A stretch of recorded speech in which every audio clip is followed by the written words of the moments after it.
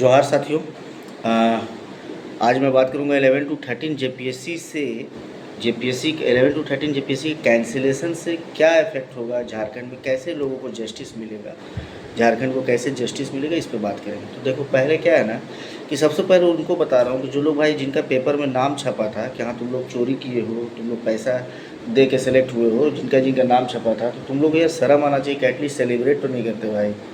हाँ, तुम लोग चोरी भी करते हो, उसके बाद सेलिब्रेट भी करते हो। क्या तुम लोग, कैसा तुम लोग को अभी कैसा फील हो रहा होगा, है लोग देख रहे होंगे तो, कि कैसे सेलिब्रेट कर रहा था, डीएसपी बन के और हीरो बन रहा था, और अभी देख रहे बाद में पता चल रहा है चोरी हुआ है। तो धन भी गया, धर्म भी गया, पुलिस मारेगी अलग से अगर सीआईडी में गए पकड़ाए तो, है ना, और भी लोग अभी पकड़ाते ही जाएंगे। तो चलो अभी बात करते हैं कि क्या 11 टू 13 जेपीएससी का कैसे इससे मतलब इफेक्ट जो है सो कैसे होगा झारखंड को, इसका कैंसिलेशन से कैसे पॉजिटिव इफेक्ट है। तो फर्स्ट थिंग कि मेंस से स्टार्ट करते हैं। मेंस का एग्ज़ाम जब हुआ था तो अनिमा हासदा मैडम क्या बोलेगी, 24 जून को एग्ज़ाम खत्म हुआ 2024 में। एंड देन आफ्टर क्या हुआ, 30 जून को जो है सो 100 कंप्यूटर आता है जेपीएससी के अंदर में। 100 कंप्यूटर में क्या होता है कि भाई वैसे टीचरों से कॉपी चेक कराया जाता है, those who are not trained to check copy online, ठीक है, वो एजेड होंगे चाहे जो भी होंगे, है ना। और दूसरी बात क्या है कि प्राइवेट यूनिवर्सिटी वाले, निजी विश्वविद्यालय वाले या निजी कॉलेजेस वाले जो टीचर हैं ना, उनसे भी कॉपी चेक करा ली। घंटी आधारित के बारे में तो एक्सेप्ट ही कर ली थी जाके श्वेता गुप्ता, जो डिप्टी कंट्रोलर थी एग्ज़ाम की उस टाइम की, और वो एफिडेविट में कोर्ट में जाके एफिडेविट दी है कि भाई हाँ हमने घंटी आधारित से चेक किया। तो इरेगुलरिटीज़ का बहुत पीक किलो क्रॉस कर लिया था। प्रोसीजर एस्टेब्लिश्ड बाय लॉ का वैल्यू ही नहीं पूछे, मतलब क्या होता है इनसे कोई मतलब नहीं। एसओपी का वैल्यूशन हर लेवल पर हुआ है ना। उसके बाद जो मार्किंग उस लेवल, एक तो वैसे ही मार्किंग जो हुआ है उसमें ये भी है कि कोई सब्जेक्ट का टीचर किसी सब्जेक्ट को टीचर को मार्किंग कर दिया है ना, तो ये सब चीज़ हुआ है। वो तो वैसे गलत हुआ ही हुआ है जो एसओपी के वायलेशन से हुआ है। उसके बाद देखो क्या हुआ है कि नहले पे दहला क्या होता है कि सेकेंड नंबर पे जो जब मेंस का रिजल्ट बनने लगता है अगले साल 2025 में, तो उस टाइम पे क्या होता है कि भाई टीडीपीएल एजेंसी वाले क्या करते हैं कि मेंस के पोर्टल पे जाते हैं, और पोर्टल में जाके क्या करते हैं, ये भी न्यूज़ में है कि भाई लॉगिन करने के बाद जो जबकि दोबारा लॉगिन नहीं होता है, उसके बाद भी उसमें नंबर को एडिट कर रहे हैं और उस पर लॉगआउट कर रहे हैं, लॉगिन का हिस्ट्री को डिलीट कर रहे हैं, ठीक है, ऐसा सीआईडी बोल रही है, पेपर में आ रहा है। तो इस लेवल का ये टीडीपीएल वालों ने मतलब किसी को कहीं से कहीं बना दे रहे हैं। इरेगुलरिटीज़ तो हुआ ही हुआ, करप्शन तो हुआ ही हुआ, मतलब जो नहीं होना चाहिए था सब होते गया। ये राज्य का सबसे बड़ा एग्ज़ाम उसमें, है ना। तो क्या होता है कि वैसे लोग जो मेंस के रिजल्ट के बाद आप देखोगे कि वैसे वैसे लोग भी इंटरव्यू दिए ना, जिनको होप ही नहीं था कि हाँ भाई मेरा मेंस के बाद इंटरव्यू कॉल आएगा भी। मतलब होप वाले तो बहुत ज़्यादा होते हैं, उसमें से कुछ लोगों को आता है, लेकिन जिनको होप ही नहीं था, जिन्होंने क्वेश्चन छोड़ा, वो लोग जो है सो इंटरव्यू दिए। और वैसे लोग भी जो मतलब कि दिए हैं जाके, जो सेलेक्ट भी हुए हैं फिर वैसे लोग भी। तो कई लोग हो सकता है कि होटल में लिखने वाले इस एग्ज़ाम में भी हो, ठीक है, कि जो ACF-FRO में जो सुन रहे हैं ना कि होटल में लिखा है, भाई तिवारी लिखवाता था होटल बुक करके, इस एग्ज़ाम में भी होगा, हो सकता है कि जो लोग होटल में लिखा है जाके, है ना।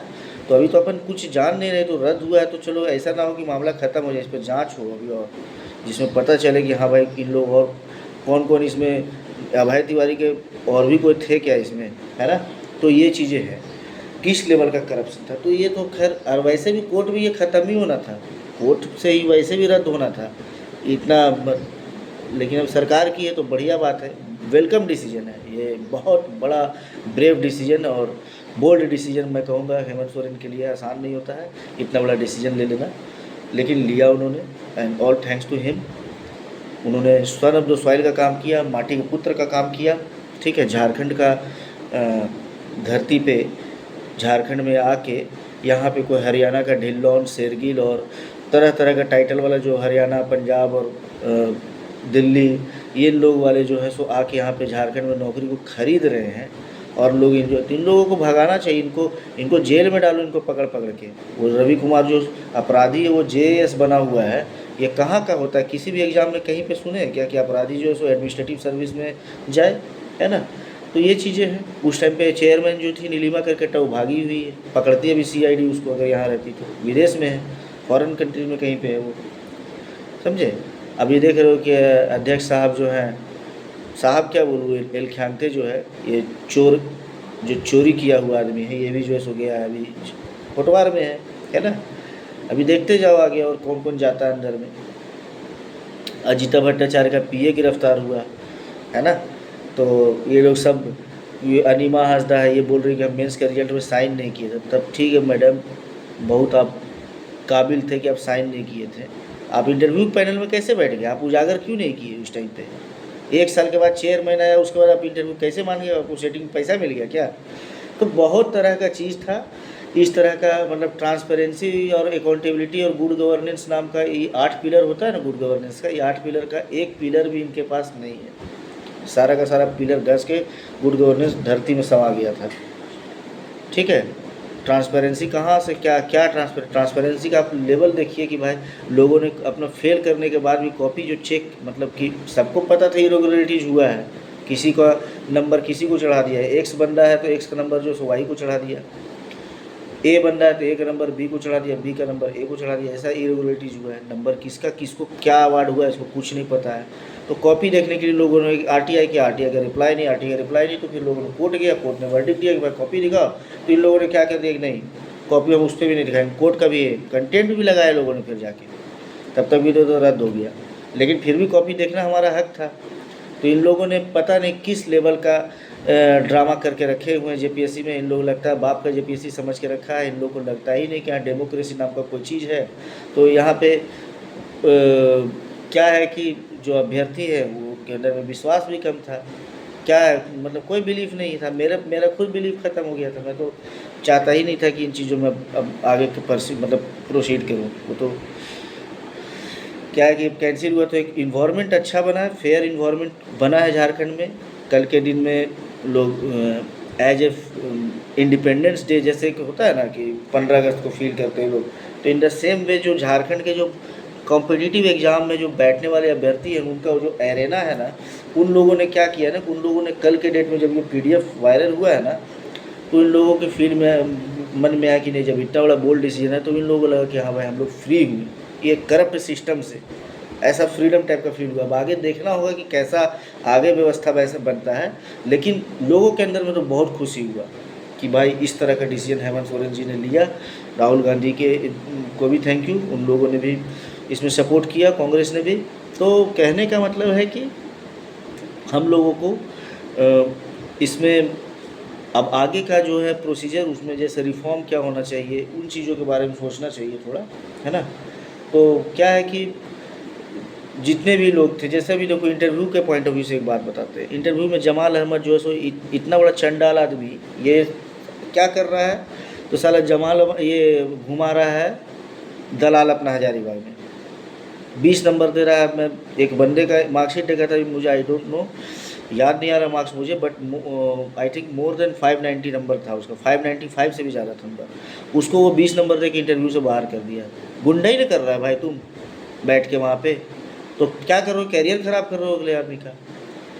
और इस तरह से कितने केसेस हैं, और ये सिर्फ 11 जेपीएससी में नहीं है, ये 7 to 10 जेपीएससी में भी है कि इस तरह के केसेस हुए जिसमें जमाल अहमद से लोग बोलते कि या तो ये 90 देगा और या तो ये 20, 25, 30, 35 दे के हटा देगा।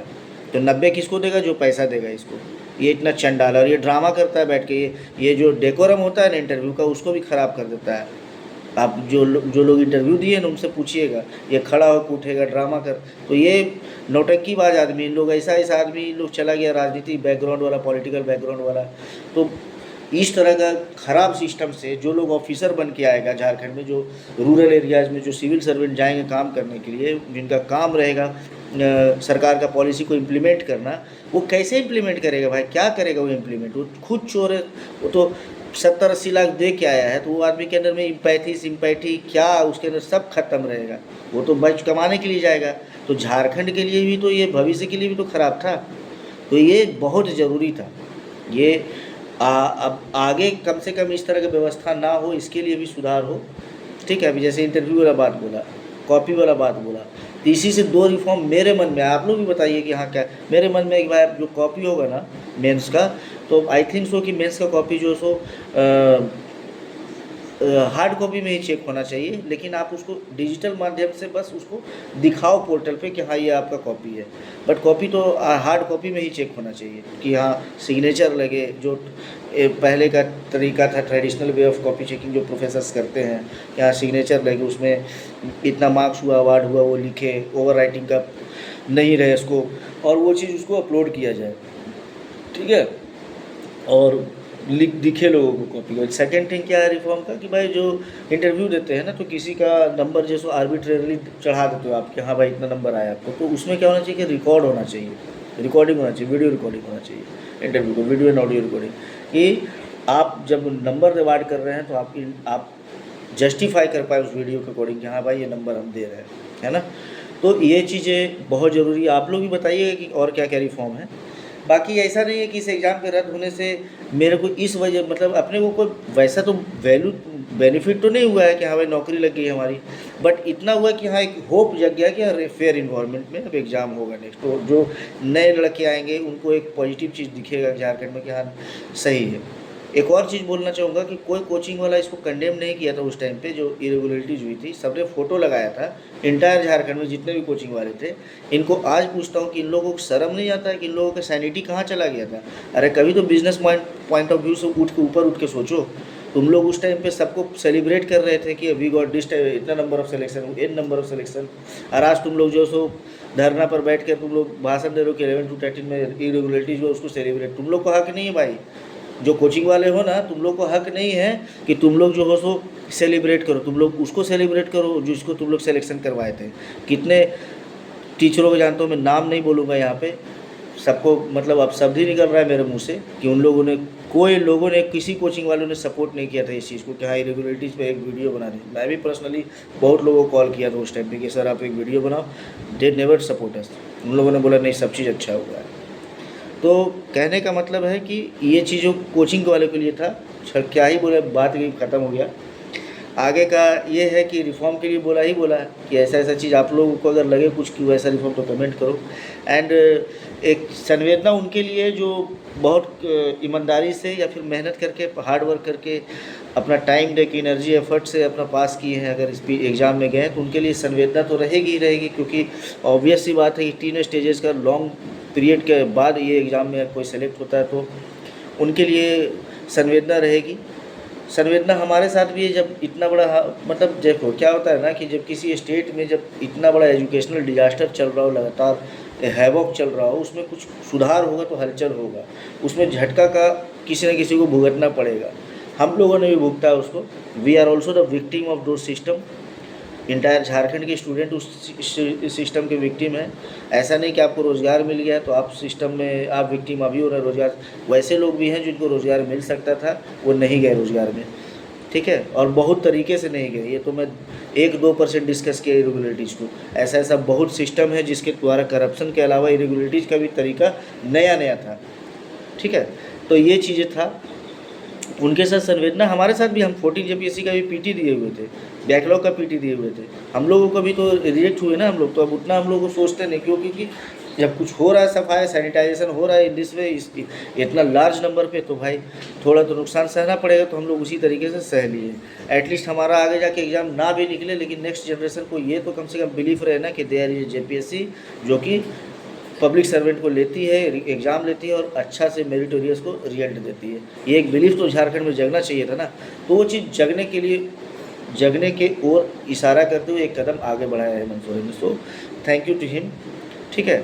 और जिनको मतलब ऐसा भी है कि मैं क्या बोल रहा था, हाँ, जिनको जो है ऐसा लगता है कि हाँ भाई इसमें कुछ रिफॉर्म के लिए चाहिए होता है कि हाँ भाई कुछ और ऐसा लगे, तो उसको कमेंट ज़रूर कीजिएगा। तो ताकि उससे क्या है ना कि आइडिया जो है सो इवॉल्व होगा। जैसे अभी अपने पास आइडिया 2 ही आया, आपके पास कुछ और आइडिया तो आप भी बता दो उसमें, ताकि इस आइडिया को कंजुगेटली जो अपन जो है सो डिस्कस करें, क्योंकि ज़रूरी है रिफॉर्म, बहुत ज़्यादा ज़रूरी है। So thank you to everyone and जोहार आप लोगों को रहेगा। खुश रहिए, अभी इंजॉय कीजिए। मैं भी इंजॉय कर रहा हूँ इस चीज़ों को जो इतना बड़ा ये हो रहा है ना। और सब लोग एंजॉय कीजिए इस चीज़ को। इंटायर झारखंड खुश हो रहा है, और वो खुश क्यों ना हो, इसलिए खुश होगा भाई कि वो 6-7 साल से 5 साल से त्रस्त था इस सिस्टम से। हम लोगों को, या फिर जो लोग खुश हो रहे हैं उनको नौकरी नहीं लगी है, उनको ऐसा नहीं है कुछ मॉनेटरी बेनिफिट हुआ है, बट उन लोगों को बस एक चीज़ हुआ है कि हाँ रे ऑफ होप आ गया है कि हाँ भाई जो करप्ट लोग थे, जो पैसा बेचे थे, जो दुकान खोल के सीट बेच रहे थे जेएसएससी और जेपीएससी दोनों में, उन लोगों पर लगाम लगा। आगे एक डर हो गया लोगों के बीच में, एक फियर हो गया कि हाँ भाई अब आगे जो है सो कोई पैसा देने के लिए नहीं सोचेगा, जिसके घर से कोई मान लो कि रिजेक्ट होगा भी जेल जाएगा अलग से। तो ये चीज़ें सोच सोच के लोग खुश हैं, तभी लोग डांस कर रहा है, क्योंकि इतना गंदा सिस्टम से गुजरा ही है ना, इतना फ्रस्ट्रेशन से गुजरा ही है ना लोग, कि भाई इस लेवल पर भी खुश है कि भाई मेरा नौकरी नहीं लगा, लेकिन कम से कम फेयर सिस्टम, इस पर भी लोग खुश हैं। तो चलो 11 to 13 को मैं बहुत करीब से देखा, मैं इसलिए उस पर डिस्कस किया। बाकी लोगों को इसकी टेक्निकलिटीज़ जो है टेक्निकलिटीज़ नहीं पता होगी, माइट भी पॉसिबल, जो कॉमन पैरेलेंस में बातें चलती है कि हाँ जो पढ़ता है वो पास करता है ऐसा करके, तो उन लोगों को ये चीज़, उनको अगर लगेगा, उन लोगों को नहीं पता रहेगा तो उनको ही पता चलेगा इस वीडियो के माध्यम से। और मैं तो इस वीडियो में कुछ डिस्कस भी नहीं किया हूँ, वो तो मैं अपना भड़ास लेके आया यहाँ पे। इरेगुलरिटीज़ का पहाड़ था इस 11 to 13 में, ठीक है, वो कोर्ट से वैसे भी कैंसिल होता, लेकिन फिर भी थोड़ा बहुत तो आप लोगों को बेसिक आइडिया पता चल ही जाएगा। सरकार ने कैंसिल यूँ ही नहीं किया, कुछ ना कुछ आधार था, और वो आधार हम ही लोग वाला आधार है जो मैं बता रहा हूँ, या फिर हम लोग जो कोर्ट में दिए थे, सब वही आधार है। तो चलो ठीक है, थैंक यू, एंड जोहार रहेगा सब लोगों को। सो बाय।